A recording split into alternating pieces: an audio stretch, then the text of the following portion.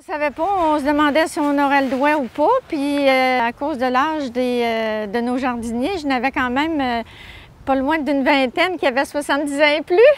Donc là, ils étaient pas mal inquiets parce que pour eux autres, c'est important, là. Puis dans les autres personnes, bien, venir au jardin, c'est une façon de s'évader puis de prendre le grand air, puis surtout avec la mer au canard, l'été, c'est tellement agréable.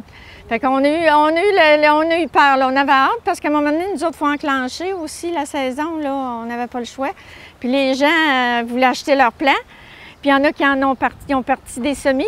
Puis là, à un moment donné, vers la mi-mai, quand on a eu le OK, mais là, il fallait tout préparer. On ne pouvait pas dire on ouvre, là, parce qu'il fallait suivre les règlements de la santé publique aussi, puis les faire approuver. Donc, c'était un petit peu olé olé. On était quasiment contents de la mauvaise température parce que ça nous a donné le temps d'attendre le rotocultage parce que c'est de la glaise, donc ça prend un peu de pluie, puis on n'a pas eu beaucoup en mai de la pluie, donc il fallait attendre la pluie. Là, ça a été rotoculté le 1er juin.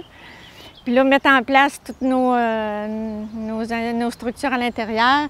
Puis comme je te disais, tous les règlements, les gens l'ont eu soit par Internet ou par la poste. Chaque jardinier est là. Puis on a nos règlements habituels qu'on est obligé d'adapter aussi avec ça.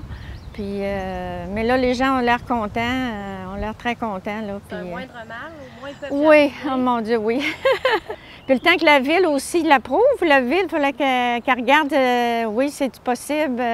Puis regarder avec la santé publique, bon, ils sont faits comment vos jardins? Avez-vous besoin d'un gardien? Êtes-vous capable de contrôler les allées et venues?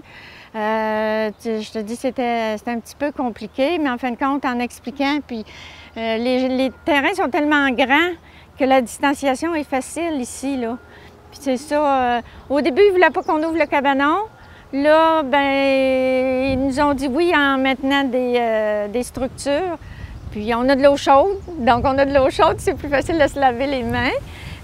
Puis on a ce qu'il faut, un désinfectant pour les outils aussi. Puis il y en a beaucoup qui ont acheté leurs propres outils. Ils ont dit cette année, on ne se compliquera pas la vie, on va avoir nos outils, nos chariots. Il y en a qui ont des petits chariots aussi. Donc, tu sais, il y a moyen de faire quelque chose d'agréable. Les nouveaux, bon, on leur suggère peut-être commencer par un demi. Il y en a qui disent on voudrait faire une expérience. Bien, on leur dit commencer par une demi parce qu'il faut quand même l'entretenir, ça ne pousse pas tout seul. Hein?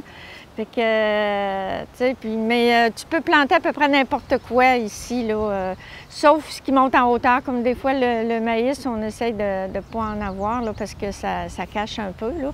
Mais tu vois, les terrains, ils sont au soleil tout le temps, donc c'est agréable. On espère avoir le hockey on a un puits, il y a un puits artésien qui était là, je pense qu'ils attendent juste le hockey de l'environnement, je pense. Ça va libérer aussi beaucoup l'arrosage par rapport à l'eau potable. Il n'y a pas de boyau d'arrosage. Les gens arrosent avec un arrosoir, donc il y a pratiquement pas de gaspille. Les gens arrosent juste ce qu'il faut. Les 2 dernières semaines, je pense qu'on est obligé de se promener un petit peu partout, là.